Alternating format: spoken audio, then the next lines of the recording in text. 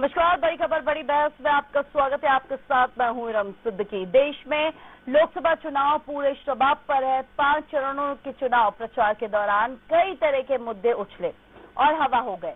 विपक्ष ने बीजेपी पर प्रचार में हिंदू मुसलमान करने का आरोप लगाया। वहीं प्रधानमंत्री नरेंद्र मोदी ने एक बार फिर साफ किया कि बीजेपी अल्पसंख्यकों के खिलाफ नहीं है, लेकिन वो किसी को विशेष नागरिक का दर्जा देने के पक्ष में भी नहीं है। तो क्या ये चुनाव जातिगत मुद्दों के लिए जाना जाएगा?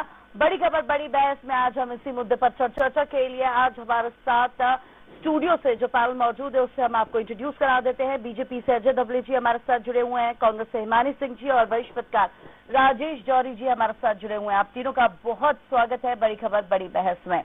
राजेश जौहरी जी, सबसे पहले सवाल आपसे, 4 चरणों जिस तरीके से देखा जाए, हर चरण में प्रचार के जो मुद्दे हैं वो बदलते रहे, लेकिन सबसे ज्यादा बड़ा मुद्दा यानी कि एक बड़ा मुद्दा जो रहा वो जातिवाद का रहा। देखिए, अपने देश की विडंबना ये है कि जब संविधान बनाया जा रहा था तो उसमें आर्टिकल 14, 15 डाले गए, 16 डाले गए और ये उसके पीछे जो उद्देश्य रहा होगा, जो अपने जो नेशन बिल्डर्स ने शुरू किया, उनका उद्देश्य ये रहा होगा कि ऐसी स्थिति लाई जाए कि कास्टलेस सोसाइटी बने। और जो भी नेता हैं, जो भी पॉलिटिकल पार्टी है, वो ये चाहती हैं कि भेद खत्म हो, पर मतलब कहती हैं, पर कोई चाहता नहीं है कि भेद खत्म हो जाए। भेद खत्म हो जाएगा, जैसे जाति का भेद खत्म हो गया तो आप समझ सकते हैं कि बहुत सारे लोगों की तो राजनीति खत्म हो जाएगी। ये एक बड़ा कारण है। दूसरी बात, आपने कहा कि मुद्दे जो है चेंज होते रहे, तो ये स्वस्थ होते लोकतंत्र की निशानी है कि हर रीजन वाइज मुद्दे होने चाहिए। कोई मुद्दा जो है किसी रीजन के लिए इम्पोर्टेंट हो सकता है, कोई दूसरा मुद्दा दूसरी।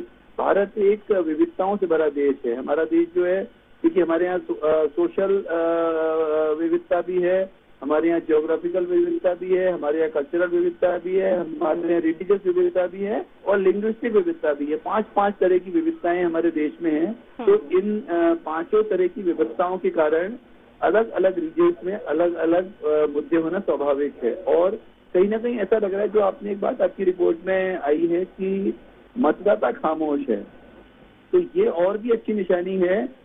पहले क्या होता था, बकरा दे दिया, मुर्गा दे दिया, शराब की बोतल दे दी और वोट ले लिया। अब आदमी बकरा भी खा लेता है, मुर्गा भी खा लेता है, शराब की बोतल भी ले लेता है, पैसे भी ले लेता है और वोट उसको देता है जिसमें उसकी मर्जी हो। तो ये स्वस्थ होते लोकतंत्र की निशानी है और कहीं ना कहीं मतलब इसको निगेटिव तौर पे नहीं देखना चाहिए, इसको पॉजिटिव एंगल से देखा जाना चाहिए। ठीक है, हिमानी जी आपसे जानूं, क्योंकि आप